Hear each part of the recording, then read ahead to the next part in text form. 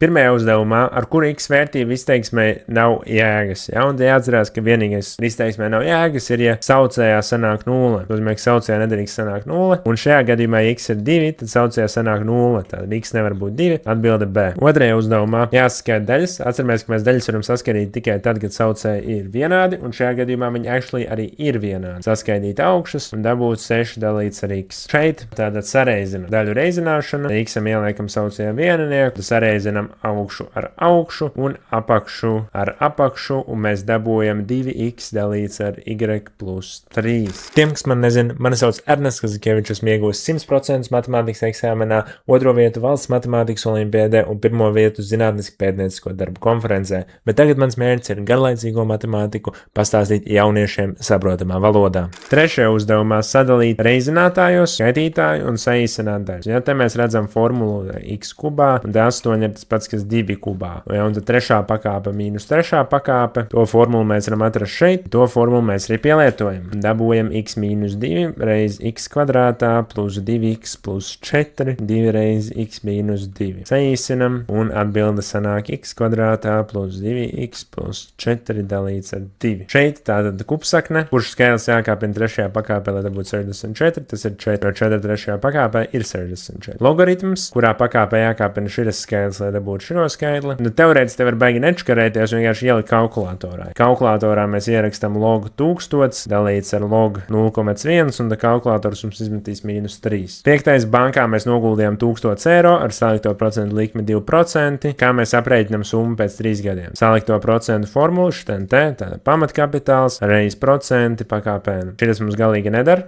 jo te ir jābūt vismaz vieniniekam. Šitas mums nedara, jo nav sākuma summa iekšā. Te mums ir sākuma summa, mums ir vieninieks, mums ir procenti un pareizā pakāpe. Tā atbilde ir C. Un šitas nedara, jo nav pamatkapitāla. 6. Ģeometriskā progresija. Pirmais virsmas loceklis 2, kocients 3, aprēķina pirmo 4 locekļu summu. Jā, teorētiski var izmantot šo te summas formulu, jā, bet, teorētiski var arī, tā kā vienkārši, ja B pirmais ir 2, tad nākamais būs 2 reiz 3 ir 6, un tad nākamais būtu 6 reiz 3 ir 18, un tad nākamais būtu 18 reiz 3 ir 54. Un tad summa pirmajiem 4 būtu, ka mēs viņus saskaitam kopā, un sanāk 2 plus 6 plus 18 plus 54, 80. 7. mums ir doti virknes locekļi B1, B2, B3. Paskaidro, kā noteikt kvocientu. Un kvocients pavisam vienkārši. Tas nezinu, kāpēc te doti 3, bet kvocients ir B2 dalīts ar B1. Izvēlam blakus esošas virknes locekļus. Es nezinu, kas te ir pa triku. Tālāk 8. Dots funkcijas AX grafiks. Mums jāsalīdzina A-2 un A-1.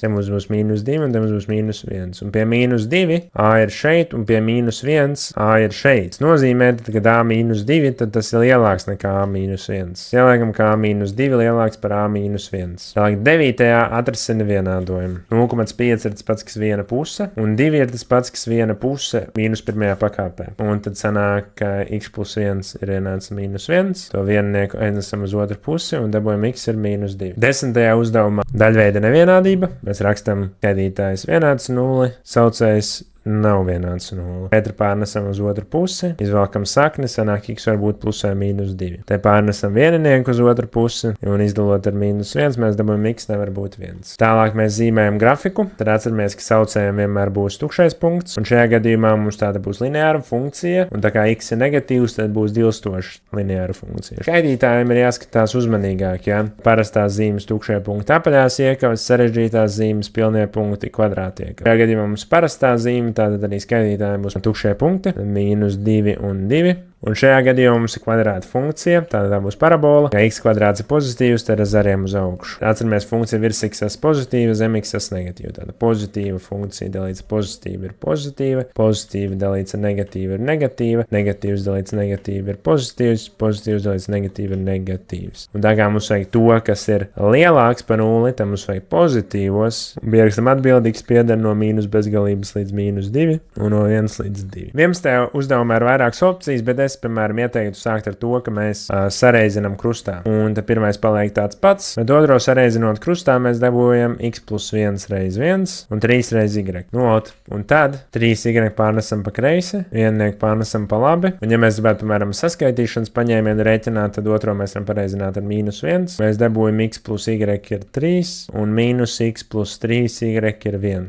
Un tad šīs izteiksmes saskaitot kopā, x minus x ir 0, un tad 3y plus 3y ir 4y, un 3 plus 1 ir 4. Tāda y ir 1. Un tā kā mēs zinām, ka kur abu sakņu summai jāsanāk 3, tad loģiski, ka x ir 2. 12. uzdevumā, kuri no vektoriem ir pretēji AE, BE, EC un DE.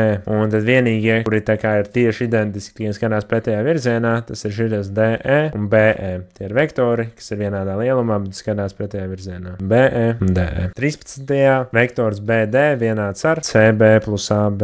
Ja mēs saskaitām CB plus AB, ja tad CB mēs pārvietojam no augšu uz apakšu, un mēs dabūjam pretējo vektoru, nevis to, ko mums vajag. Tālāk B variantā mums ir BA plus BC. Nu jā, un tas tīrā veidā ir, mēs to BC pārvietojam uz šejieni, tad mēs dabūjam vektoru BD. Atbilde ir B. 14. uzdevumā uzraksti vienādojumu taisnē, kas iet cauri diviem punktiem. Taisnē vienādojumu uzrakst formā AX, BY, C0. Tīrā veidā šī formula. Un šis attiecīgi būtu x1, y1, x2, y2. x1 ir minus 3, x2 ir 1, y ir 3 un y2 ir 1. Un tad mēs dabūjam, sareizinām krustā, dabūjam 4 reiz y minus 3 ir tas pats, kas minus 2 reiz x plus 3.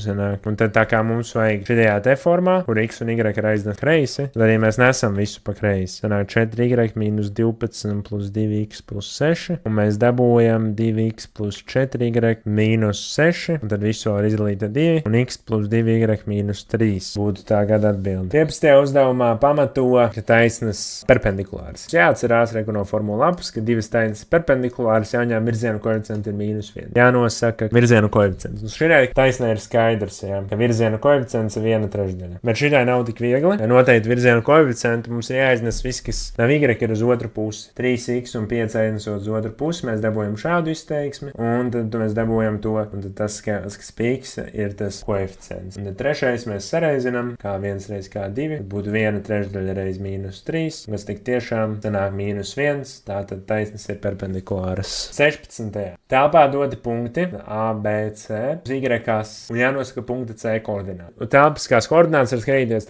cik jāpaiet pa X, cik pa Y un cik pa Z. Mēs redzam, pa X un cik nav jāpaiet, tātad 0. Pa Y, kur jāpaiet 3 pozitīvajā virzienā, un pa Z uz augšu uz apakšu mums vispār nevajag staigāt. Atbilde 0. Aprēķina vektora AB garumu AB. Nu, ir vairāki varianti. Viens ir aprēķināt vektoru koordinātu moduli pēc formulām. Tātad vektora telpā mums ir 2 punkti, tad šādi mēs varam aprēķināt vektora koordinātas. Jā, šeit būs x1, y1, z1, x2, y2, z2. Jā, un tad AB koordinātas būtu x2 minus x1, y2 minus y1 un z2 minus z1. Un tad AB koordinātas būtu minus 3, 0, 4 modulis ar šīs formulas x koordinātu kvadrātā plus y koordinātu kvadrātā plus z koordinātu kvadrātā. Mums sanāk 9 plus 0 plus 16, kvadrāts saka no 25, kas ir 5. Ja tu esi ticis šitik tālu un tev tas likās noderīgi, tad būšu ļoti pateicīgs, ja tu uzspiedīsi pogu subscribe jeb abonēt, lai es varētu turpināt tev palīdzēt uzlabot matemātikas zināšanas. 17.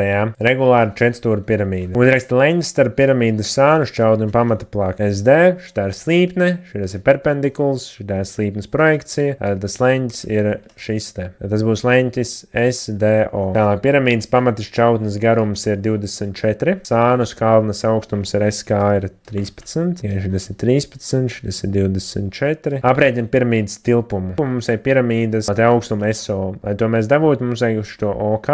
Pirmais solis OK būs vienāds ar viena pusi no AD, kas būs viena puse reiz 24 cm, kas būtu 12 cm. Ir otrais, mēs Pitagora teorēma. Sanāk, viena kate kvadrātā plus otra kate kvadrātā ir hipotenūza kvadrātā. Ja? Tad SO ir tas, ko mēs jau aprēķināt. X, KO ir 12, to mēs tikko aprēķinājām, un SK ir 13. Un tad X ir 5. Tātad tas augstums SO ir 5. Tas ir prizmas augstums, un tagad mums ir viss, ko mums vajag. Prizmas tilpums ir pamata laukums reiz augstums. Pamatā mums ir kvadrāts. kvadrāts, jā, jo tas ir regulāra 4 stūra piramīda, pamatā ir kvadrāts, tad vienkārši 24 kvadrātā, un reiz augstums, ko mēs tikko aprēķinājām, kas ir 5. Tas 2880 kubikcentimetri. Prizmas formula šeit. Bet, šī ir piramīda, tāda priekšā bija jābūt 1/3. Incidents tāda 1/3, 1/3, 1/3, 1/3, un sanāk 960 kubikcentimetri. 18. dota prizma, un pamats ir taisleņķa 3 stūrs ABC, kur leņķis C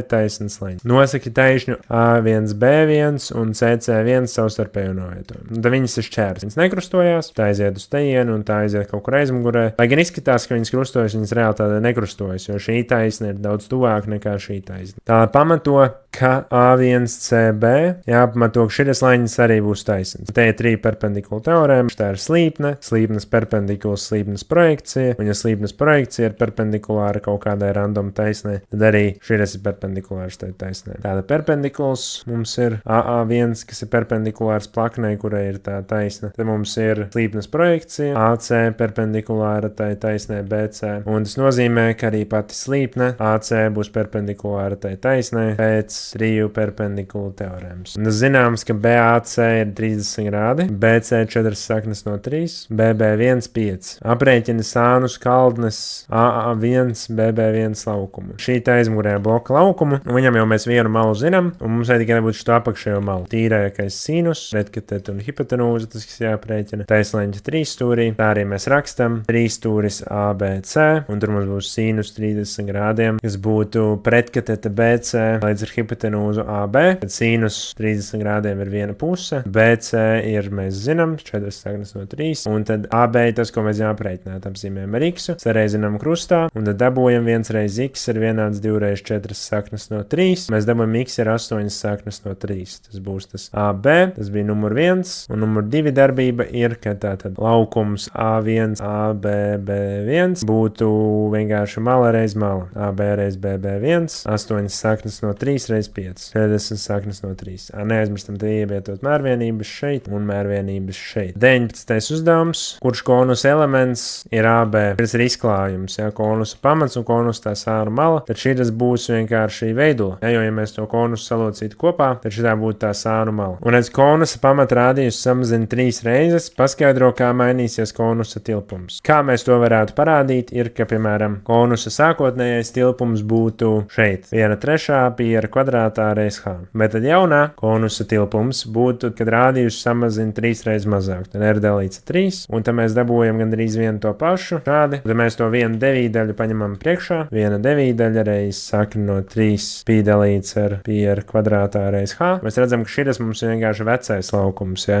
Pirmais laukums. Tā būs 1/9 no vecā laukuma. Ja mēs rādījus samazinām 3 reizes, tad laukums samazināsies 9 reizes. 20. uzdevums. Nosaki kvadrantu, kurā atrodas pagrieziena leņķa 300 grādi. Tātad 300 grādi, tas ir šodien 180 grādi, tas 270 grādi, kas nozīmē, ka 300 grādi būs kaut kur šeit, visdrīzāk, jā, kaut kur aptuveni tur, un tātad tas ir 4. kvadrantā, jā. Atbilde D, pārveidot 36 grādus radiānos, jā, un kā mēs pārveidam uz radiāniem, ir, ka mēs izdalām ar 180 grādiem un pareizinām ar pi, un tie mēs saīsinam, sanāk 1/5, jeb pi dalīts 5. 22. uzdevumā jāpierāda identitātes. Paņemam šo vienu, un tad mēģinam tikt pie otrās daļas, jā, paņemam šo sinus x plus kosinus x kvadrātā. Jā, un tad mums ir 2 skaidru summa kvadrātā, un tur mēs bliežam pat taisno pēc šīs te formulas. Ja mēs iebliežam to formulu, tad mēs dabūjam sinus kvadrātā x plus 2 reiz sinus x kosinus x plus kosinus x kvadrātā. Jā, pirmais kvadrātā plus 2 reiz pirmais reiz otrais reiz otrais kvadrātā. Tālāk, tas, ko mēs ieraugam, ka te mums ir sinus kvadrātā plus kosinus kvadrātā. Un ja mēs apstamies formulās, tad sinus kvadrātā plus kosinus kvadrātā vienmēr sanāk 1. Un tālāk mēs redzam 2 sinus x reiz kosinus x, un to arī var redzēt formulā. Ja mums ir 2 sinus kosinus, tad tas ir vienkārši sinus 2 alfa. Šo te mēs pārrakstam kā sinus 2x. Tā arī mēs esam pierādījuši identitāti. 23. uzdevumā jāuzzīmē funkcijas grafiks. Ja mums ir uzzīmēts y ir kosinus x, un te mums vajag uzzīmēt kosinus x plus pi līdz 3 plus 1. Tātad pirmkārt plus pi līdz 3 nozīmē, ka mēs visu pabīdam pa pi līdz 3 pa kreisi. Vai mums šis punkts, mēs viņu pabīdam pi līdz pa 3 pa kreisi. Ja mums ir plus 1, mēs pabīdam pa 1 uz augšu. Tad šī ir oriģinālais punkts. Sanāk, mēs tā kā pa diagonāli, mēs visus punktus tā pa diagonāli pavelkam uz augšu. Ja tas bija širas, tad tas turpmāk būs širas punkts, ja tas bija širas, tad tas ir širas. Ja, un ja mēs tā visus punktus paceļam tajā virzienā, tad mums vajadzētu iegūt kaut ko šādu. Un neaizmirstam pierakstīt klāt, kosinus ir x plus pi dalīts 3 plus 1, jā, te mūsu jaunajam grafikam. 24. atrisina vienādojumu sinus x kosinus x mīnus 2 sinus x. Mums vajag pirmo apgriezienu, jā, un ja mums ir no 0 līdz 2pi, līdz no 0 līdz 2pi, mēs aizmirstam to, ko mēs parasti rakstam klāt 2pn. Šeit tas, ko mēs darām, mēs ieraugam, ka sinus ir kopīgs, tad sinus paņemam pirms iekavām, sanāk šādi, un tad vienīgais veids, kā divu skaitļu reizinājums var sanākt 0, ir, ka ja vai nu viens skaitlis ir 0, vai otrs skaitlis ir 0, un kosinusa gadījumā, ja mēs 2 pārnesam uz otru pusi, mēs dabūjam kosinus ir 2, bet kosinus nekādā gadījumā nevar sanākt 2, jo kosinus tikai no -1 līdz 1. Apie sinus 0 tas gan mierīgi var sanākt, apstamies aplī, sinus ir 0, ja mēs esam aplī, sinus as, 0 ir šeit, nozīmē, ka mums būs vai nu 0 leņķis, vai nu pītais leņķis, ja, bet ne tikai 0, bet arī 2pi dar, ja, jo 2pi arī tie ir ieskaitīts, mums dar vai nu 0, vai nu pi, vai nu 2pi. Ja, un nav nekāds periods jāpieskaita, tāpēc, ka mums tikai pirmais apgrieziens interesē. Ok, 25. mums ir jau atrasināts vienādojums, sinus ir viena puse, un mums ir dot 2 atrasinājumi, ja, un mums prasa, kā iegūt vēl vienu atrasinājumu, un atbilde ir vienkārši pieskaitot kādu periodu, ja, tad, ja mēs gribētu x3, mēs vienām no saknēm, piemēram, pi dalīts 6, pieskaitītu periodu, kas ir 2pi, ja, no vienādojuma saucējs, un tā mēs dabūtu klāt vēl vienu atrisinājumu. 26. trīsstūrī leņķa a sinus vērtības sakne no 2 dalīts 2, uzrakstīsies visas iespējamās leņķa vērtības. Mēs aklējam riņķī un skatāmies, kurā vietā sinus varbūt sakne no 2 dalīts 2, un mēs redzam, tas ir vai nu pi dalīts 4, vai nu 3pi dalīts. Ja, un tagad tas ir trīsstūris, tad mēs drīkstam tikai 180 grādu šitajā te lokā skatīties, ja, jo trīsstūrim leņķis nevar būt lielāks par 180 grādiem. Tātad mēs rakstam, ka leņķis a var būt pi dalīts 4, vai leņķis a var būt 3pi dalīts 4. Tikpat labi varēja grādos rakstīt 45 grādi un 135 grādi. 27. nosaki a2 no 10, ejam pa taisnos formulām, atrodam kombinātoru x formulu, 10 faktoriāls dalīts 10 mīnus 2 faktoriāls, iemetam kalkulatorā, dabūjam 90. 28. uzraksta šo kā faktoriāli, kā visi skaitļi sareizināt līdz 9, tas ir tas pats, kas 9 faktoriāli. Jo 9 faktoriāls ir, ka mēs sareizinām visu līdz skaitlim 9. Šeit nosakīja kopas šķēlumu. Šķēlums, atcerieties, ir tā daļa, kas ir kopīga. Un tā daļa, kas ir kopīga, tā ir šī te no 4 līdz 5. 30. uzņēmumā strādā 13 darbinieki. Tas nozīmē, ka garantēti vismaz vienā mēnesī būs 2 darbinieku dzimšanas dienas. Jā, vismaz 2 darbiniekiem dzimšanas diena vienā tā pašā mēnesī. Tas būs pilnīgi garantēti, ja, jo mums ir 12 mēneši, un ja mums katram no 12 darbiniekiem ir katram savā mēnesī, tad 13. obligāti sakritīs ar kādu. Jā, tad varbūtība ir 1 vesels, jeb 100%. 31. korelācijas koeficients. Korelācijas koeficients bija no -1 līdz 1. Ja tas ir tuvu vieniniekam, tad tas ir augošs, stingra sakarība, un ja mums ir negatīvs, tad ir dilstoša stingra sakarība, un ja kaut kur tuvu 0, tad ir vāja sakarība. Šeit mums ir tāda ļoti laba sakritība ap dilstošu taisni, jā, tāda skaidrs, ka koeficients būs negatīvs un tuvu mīnus vieniniekam. Ja tev interesē, kā apvienot profesionālu sportu ar mācībām pirmajā ģimnāzijā, tad šeit esmu aprakstījis visas metodas, kuras pielietoju, lai mācītos efektīvi. Tas ir, lai patērējot vismazāk laika, es iegūtu visaugstāko atzīmi. Grāmatu var atrast ernestmetode.com vai arī uzspied uz linku aprakstā. 32. uzdevumā augstskolā apkopo informāciju par studentu iegūtiem rezultātiem, nokārtoja 75%, Andris šajā pārbaudījumā iegūt 45 punktus. Mēs redzam, ka 45 punkti, tas ir labāk par 25%, tātad nokārtoja. Un te nekas labāk nepaliek, kā vienkārši jāpot. Ja 75% nolika, tātad 25% nenolika. Un kā mēs varam dabūt redzēt, cik nenolika ir pēc šīs trešās kvartāles, tātad pēc Q1 ir 30, redzam, ka nenolika visi tie, kas dabūja zem 30 punktiem, tātad Andris nokārtoja. 33. uzdevumā kafejnīcā ir 23 klienti, iegādājās kafiju, 17 sulu un 4 iegādājās gan.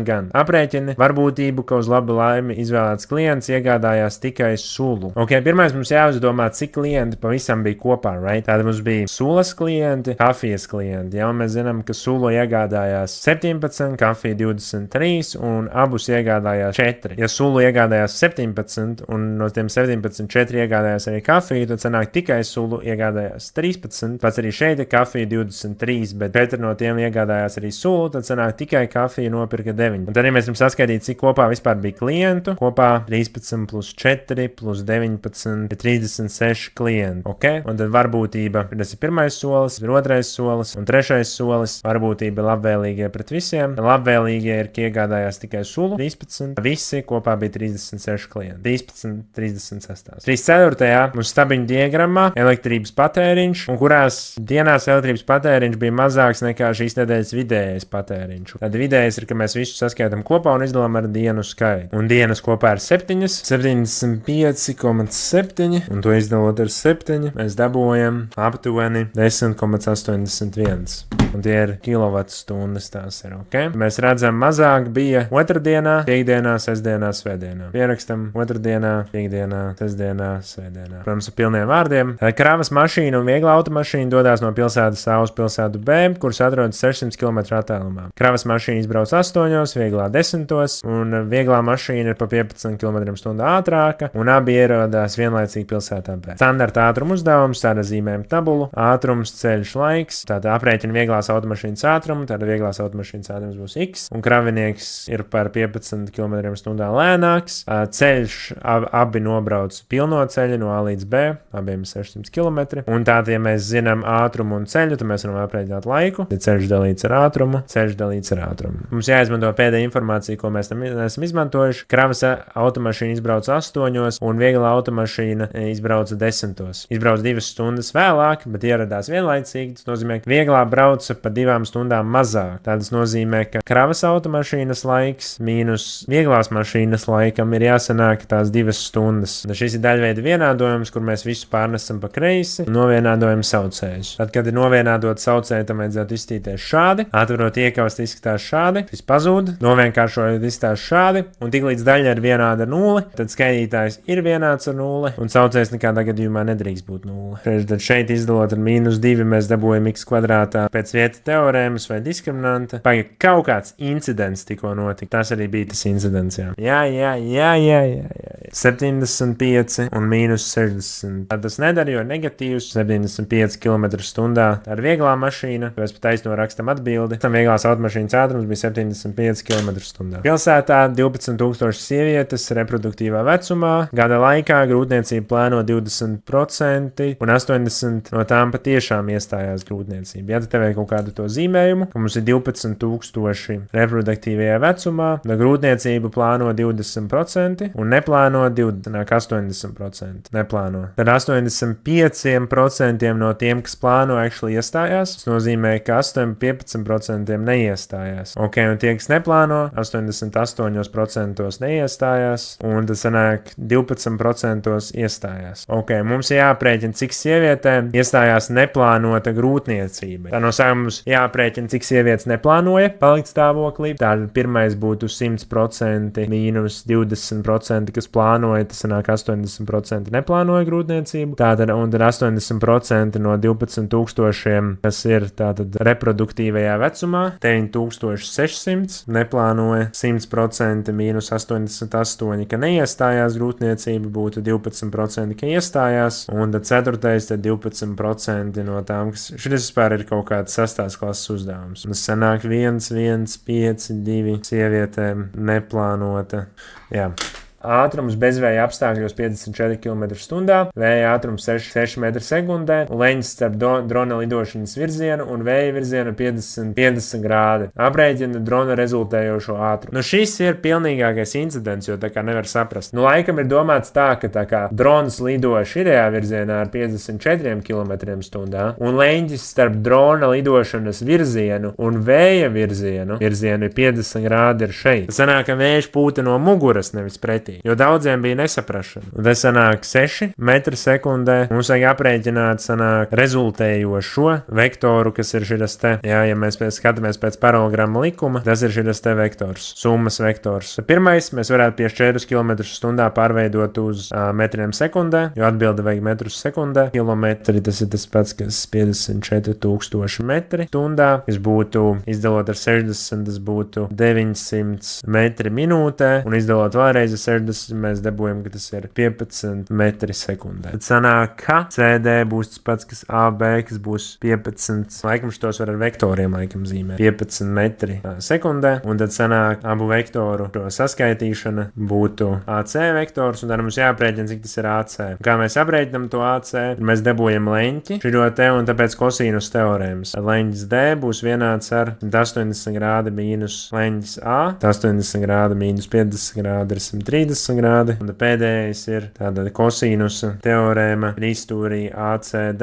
un tur sanāktu, mēs salēkam iekšā skaitļus, un jā, dispoint jau šo var visu vienkārši mest iekšā kalkulatorā, bez kautrēšanās, un tas sanāk 376,70, un ja mēs no tā izvēlkam kvadrātsakni, tad mēs dabūjam, ka tas ir 19,4 metri sekundē. 10 skolēnu vērtējumi pārbaudas darbā ir tāda bam, un A ir nezināmais vērtējums, jā. Nosaki 10 skolēnu vērtējumu, visas iespējamās mediānas un pamato, ka citu nav. Pirmais, kas ir jāizdara, protams, ir jāsaraksta viss augošā secībā, 10 aizmirsu. Tad mums sanāk, tas ir pirmais, lai noteiktu mediānu. Tas, ko mēs varētu darīt, ir teorētiski mēģināt katrā šajā te vietā iebāzt to A un tad redzēt, kas notiks. Jā, ka mēs varam uztaisīt tādu tabulu, kur A ir no 1 līdz 10. Tātad, ja ir, piemēram, 1, tas būs 5,5, ja ir 2, tas vēl joprojām 5,5, A ir 3, 5,5, 4, 5,5, 5,5, ja A ir 6, tad ir 6, paganē, ja A ir 5, tad tas ir 5, joprojām ir 5,5, ja A ir 6, tad mediāna ir 6, ja A ir 7, mediāna ir 6,5, ja ir 8, tad mediāna ir 7, un ja 9, tad 7, 7, 7. 4 varianti, mediāna ir vai nu 5,5, vai nu 6, vai nu 6,5, vai nu 7. Ja, un tālāk nav vērts skatīties, jo tur tas pats sanāk. Tālāk 5. Mākslinieks veido dekorāciju, kas sastāv no cilindriem, tie novietot cits virs cita, un iekšējā cilindra rādījus ir 20 cm, tad katra nākamā ir 80% mazāk. Aprēķina otrā cilindra rādījusu, otrā cilindra rādījus būs 80% no pirmā cilindra rādījusa, būtu 80%, noiet tas pats, kas reizes, pirmais ir 20, mēs dabūjam 6 cm otrais. Uzraksti entā cilindra formulu izteiksme entā cilindra rādījusa garuma aprēķināšanai. Katru nākamo rādījusu ir jāreizina ar 80%. Ja, un ja mēs laiku kaut ko reizinām, tā ir ģeometriskā progresija. Tad tur ir tā neliela pentari, tā katru nākamo rādījusu mēs iegūstam sareizinot, tā ir ģeometriskā progresija, kur pirmais virknes loceklis, ja pirmais rādījus ir 20 cm, un tad tas kvocients mums ir 80%, jeb 0,8. Tad R entais būs tas pats, kas entais ģeometriskās progresijas loceklis, kas būtu B pirmais reiz Q pakāpe N-1. Un šādi teorētiski var atstāt, ja 20 reiz 0,8 pakāpe N-1. Un 5,3 uzraksti 28. un 27. cilindra tilpumu attiecību. Tas, ko mēs daram, vienkārši uzrakstam. Tātad D28 dalīts ar V27. Tātad cilindra tilpums pēc formulas ir šīs te, pi ar kvadrātā reiz H, pi reiz R28 cilindram kvadrātā reiz H, tad mums būs pi reiz R27 cilindram kvadrātā reiz H. Augstumi ir tādi paši. Uzreiz pi mums saīsinās, augstumi mums saīsinās, mums sanāk R28 dalīts ar R27 kvadrātā, un tā kā abi divi ir kvadrātā, tad mēs to kvadrātu varam iznest ārpus iekavām, sanāk R28 dalīts ar R27 kvadrātā. Un ja mēs izdalām blakus esošu ģeometriskās progresijas virknes locekļus, mēs dabūjam kvocientu, kas vienkārši 0,8. To būs 0,8 kvadrātā, jeb 0,64. Tā, nu un 6. uzdevums, ja? ABC, bam. Atrodas piramīda C1, A1, BD. C1, A1, BD. Nu, šitā ir crazy piramīda. Pamato, ka kuba virsmas laukums ir sakna no 3 lielāks nekā daudzskalņa DBA1, C1 pilnas virsmas laukums. Kas tas ir pa uzdevumu? S pilnai kubam būtu, kad mēs 6 reizes S vienai skalnai. Un tad attiecīgi apzīmējam viena kuba šķautne ir X.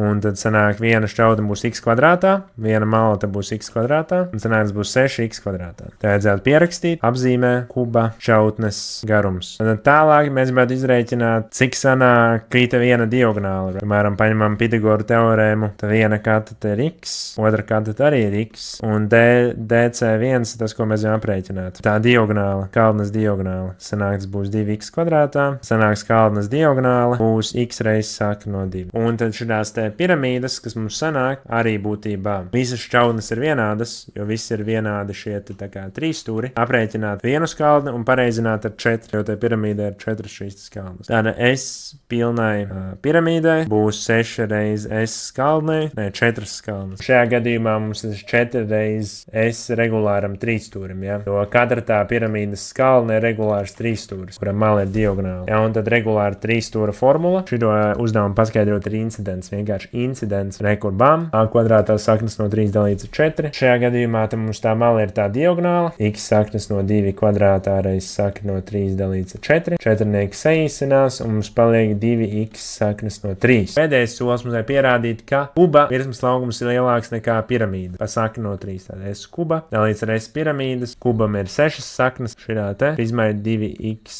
kvadrātā šāda te. Tad x kvadrāts saīsinās. Šitā saīsinās, sanāk 3 dalīts sakne no 3 ir sakne no 3. Mēs pierādījām. Nu šis bija krimināls uzdevums.